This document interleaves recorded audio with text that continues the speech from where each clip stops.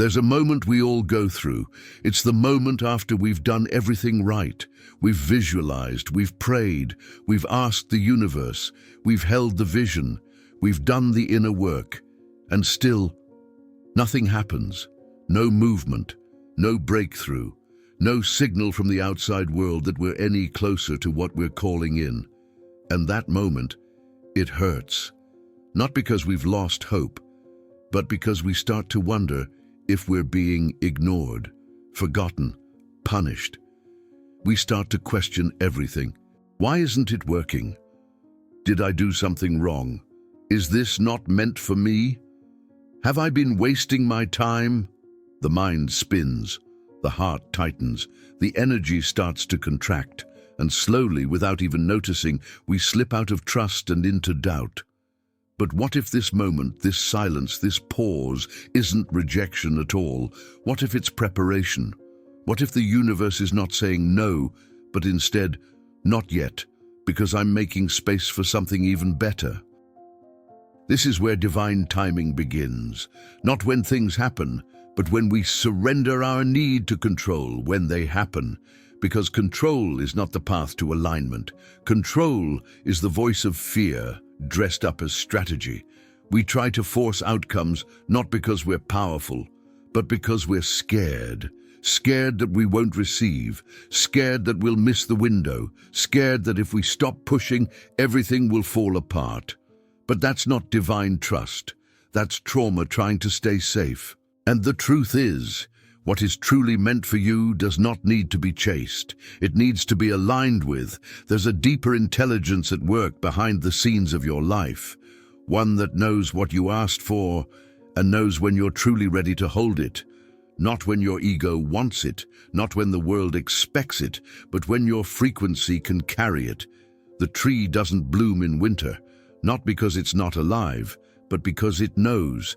There's a time for rooting and a time for rising. So maybe what looks like nothing is happening is actually everything rearranging. Maybe the silence is not a void, but a womb. Maybe your delay is divine. Your wait is sacred. Your stillness is wise. Because here's what the ego doesn't understand. The universe doesn't respond to urgency. It responds to energy. You can hustle and plead and push. But until you return to the energy of allowing, nothing moves. Divine timing isn't passive. It's not about doing nothing. It's about doing the right things from the right vibration. It's about taking inspired action, then releasing attachment to when and how the results arrive.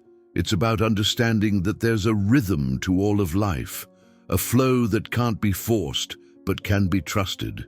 And when you're in alignment with that rhythm, things happen faster than you thought possible, but not because you made them happen, because you stopped blocking them with fear, resistance, and desperation. There is an art to divine timing. And like any art, it requires patience, presence, and surrender. It asks you to believe in what you cannot yet see, to celebrate what hasn't happened, because energetically, it's already on its way.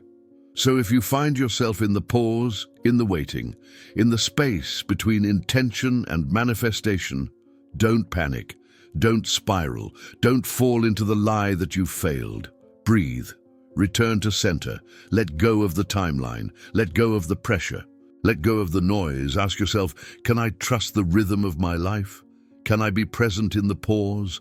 Can I believe in divine timing even when the outer world is still silent? Because if you can, you'll begin to notice something sacred. The waiting is not punishment. The delay is not rejection. The silence is not abandonment. It's the moment your soul gets to mature. It's the space where your energy rises to match the reality you've asked for. It's the stillness where divine precision is crafting your next chapter in more beauty than your mind could have planned. You are not forgotten. You are not failing. You are not behind. You are being prepared. Even when it seems like nothing is happening on the surface, something is always moving beneath. Energy is never still. It flows, shifts, adjusts, responds. Just because you can't see it doesn't mean the current isn't changing. And just because life feels paused doesn't mean the universe has forgotten you. In fact, most of the magic happens invisibly. Imagine planting a seed. For days, maybe weeks, you see nothing. No sign of growth. The soil looks the same. But underground, the seed is doing the most important work, breaking open, rooting deep, preparing to rise. If you judge the seed by what you could see, you might think it was a failure. But if you understood what's happening beneath the surface, you'd know it's right on time. The same is true for your manifestations, your prayers, your intentions. They are seeds. And sometimes, the most critical part of the process is the part you can't witness. Energy is rearranging behind the scenes. People are shifting. Opportunities are aligning. Patterns are dissolving. Versions of you are being refined. But because we're conditioned to expect instant results, we panic when we don't see them. We think if it's not visible, it's not real. But that's not how the universe works. That's not how energy flows. Energy doesn't perform for our timelines. It moves in alignment with what serves our growth. So instead of saying, nothing is happening, ask yourself, what might be happening beyond what I can see? What if the person you're waiting to hear from is healing? What if the opportunity you want is being protected from external noise until you're fully ready to receive it? What if the relationship you're longing for is going through its own evolution before it enters your life in harmony? We're so used to associating stillness with stagnation. But spiritually, stillness is sacred. It's a container, a cocoon, a recalibration zone. Sometimes not moving is the most powerful thing you can do, because it's in the stillness that you stop leaking energy, you stop forcing, you stop grasping, and that's when alignment can finally land.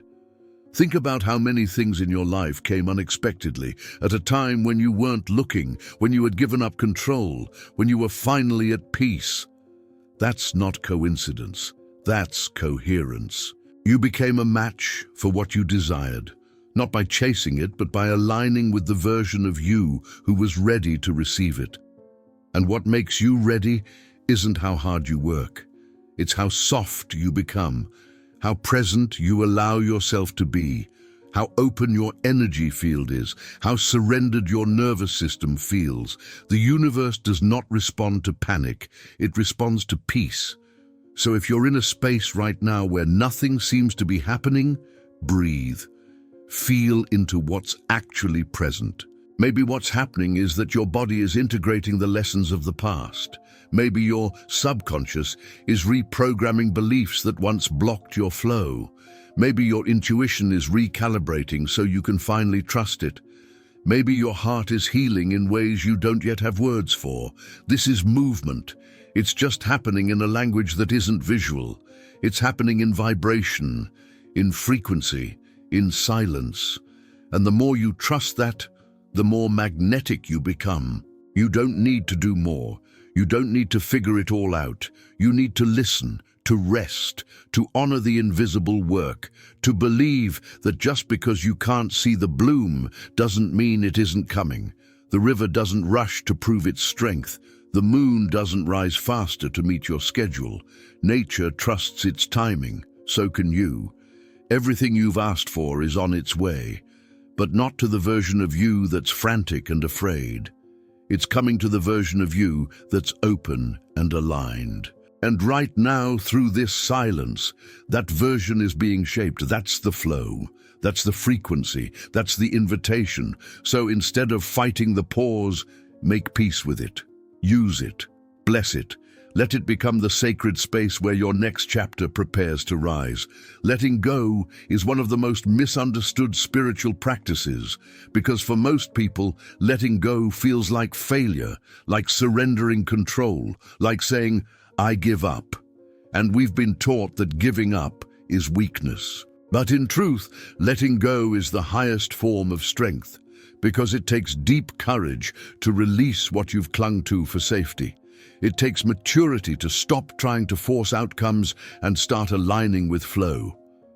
Control is an illusion we create when we feel powerless.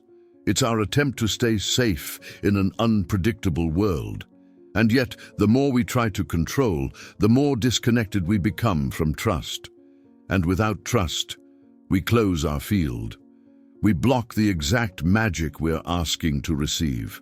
The mind says, if I don't take charge, nothing will happen. The soul says, if I stay aligned, everything will unfold. So what does letting go actually mean? It doesn't mean stop caring. It doesn't mean do nothing. It means release attachment to when and how.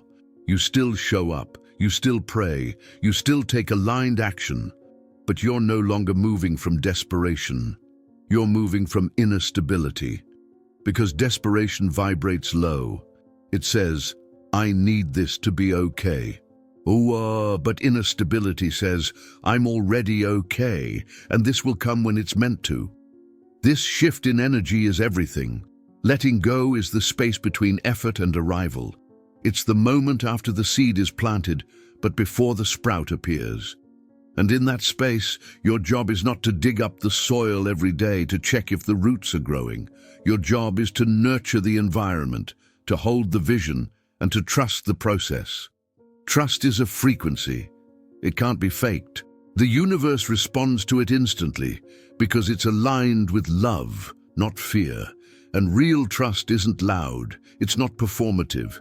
It's quiet, it's steady, it's peaceful. It's the kind of faith that doesn't need to explain itself to others. When you truly let go, people might think you've stopped trying. They might think you've given up, but they don't understand that what you've really done is stepped into alignment. You're no longer chasing, you're becoming. You're becoming the person who already has the thing you're asking for, not in a fantasy way, but in an energetic way. Because everything is energy, and like attracts like. When you release control, your field opens. When your field opens, synchronicity flows, and that's when the miracle happens. Not because you forced it, but because you became the space where it could land. But letting go also means grieving. Grieving the version of you who believed she had to fight for everything. Grieving the belief that struggle equals worthiness. Grieving the timelines that didn't happen the way you planned.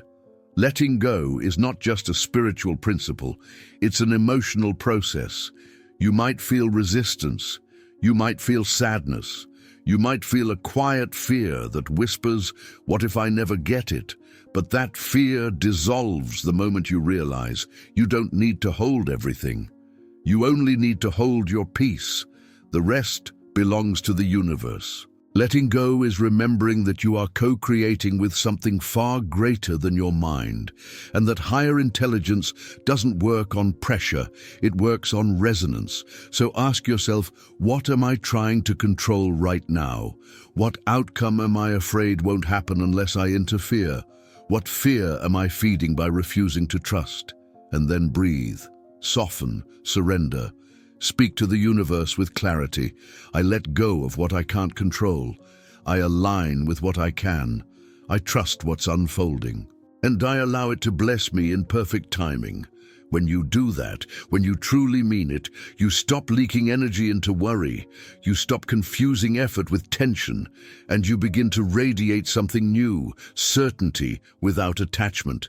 That's magnetic. That's powerful, that's divine. You don't need to do more, you need to trust deeper. And trust isn't passive, it's an active choice. You wake up every day and choose to believe that something is working in your favor, even if you can't see it yet. You choose to hold the vision without holding the weight. You choose to breathe more than you panic. You choose to live from peace, even while the outcome is still unknown. And when you do, when you really do, you realize that you haven't lost your power. You've reclaimed it. Because true power isn't about control, it's about coherence. You've become the calm in the storm, the stillness in the chaos, the unwavering presence in a world addicted to urgency. And from that space, everything flows to you, not because you chased it, but because you finally stopped running from yourself. Sometimes, the moment you've been waiting for doesn't arrive with fanfare. It doesn't come with warning or flashing signs or dramatic changes. It comes in silence, subtly, softly, almost as if it was always meant to be there. One day, you wake up and realize that the weight you've been carrying is gone. The resistance that once held you back has melted. The door you kept knocking on is now open, and you didn't force it, you didn't chase it. You simply aligned and trusted long enough for it to reach you. This is what divine timing feels like when it finally arrives. Not rushed, not loud, but undeniable. It's the email that shows up after months of silence, the phone call that changes everything, the offer that comes the moment you stopped obsessing, the love that enters right when you've learned to love yourself. These are not coincidences. These are confirmations, because while you were doubting, the universe was orchestrating. While you were resting, the energy was realigning. While you were surrendering, the miracle was already being prepared. Divine timing is not something you can see coming. It often catches you by surprise, but when it happens, every part of your body knows. You feel calm, you feel clear, you feel a soft inner knowing. This is it. And yet, what's most incredible is how normal it feels. It's not the dramatic arrival your ego imagined, it's a peaceful unfolding, like remembering something your soul always knew. That's how you know it's real. Because when things arrive in divine timing, they don't shake your nervous system. They don't create chaos. They don't pull you out of alignment. They feel like home. They feel like breathing. They feel like the most natural next step in the journey you were already on. This is the reward of trust. Not just receiving what you asked for, but receiving it in a way that feels safe, sustainable, and sacred. That's the difference between forcing something into your life and allowing something to arrive when it's meant for your frequency. So how do you know when divine timing has truly landed? You feel at peace, even in the unknown. You stop needing to prove or justify or control. You start responding to life instead of reacting to it. You notice alignment in small things. A stranger saying something you needed to hear, a book falling off the shelf with the exact message you've been praying for, a sudden cancellation that gives you space to rest, a forgotten opportunity returning at the perfect moment. These moments are sacred. They are whispers from the universe that say, "See, I never left. I was just waiting for you to trust." But here's the deeper truth. Divine timing isn't about one big event. It's a series of aligned moments that unfold when you live in presence. It's not just about receiving what you want. It's about becoming someone who can hold it with grace. And that becoming doesn't happen through rushing. It happens through surrender. Every time you chose to pause instead of panic, every time you chose to breathe instead of force, every time you chose to trust instead of fear, you aligned yourself with divine timing. And when the moment finally arrives, you won't feel like you waited too long. You'll feel like you were being shaped the entire time. Because you were. You were becoming stronger, wiser, more receptive, more grounded. You were being prepared for the exact vibration of what you asked for. This is the kind of preparation the ego resists, but the soul understands completely, because the soul is not in a rush. The soul doesn't operate on panic or pressure. It operates on purpose. And purpose unfolds in perfect rhythm. So when life finally says yes, you'll feel it not just in your mind, but in your whole being. You'll recognize the moment not by how it looks, but by how it lands. Gently, clearly, undeniably. This is the beauty of divine timing. It's not an external event. It's an internal recognition. It's the moment your desire and your readiness finally match. And in that moment, you'll understand. Everything happened exactly as it needed to. Not a moment too soon. Not a second too late, just right. Because the universe doesn't make mistakes. It doesn't misplace what belongs to you. It doesn't forget what you've prayed for. It aligns what is yours when you become the version of yourself who can fully receive it. And when that day comes, you won't have to force a thing. You'll just smile quietly, breathe deeply, and say, "So this is what it feels like to be in flow."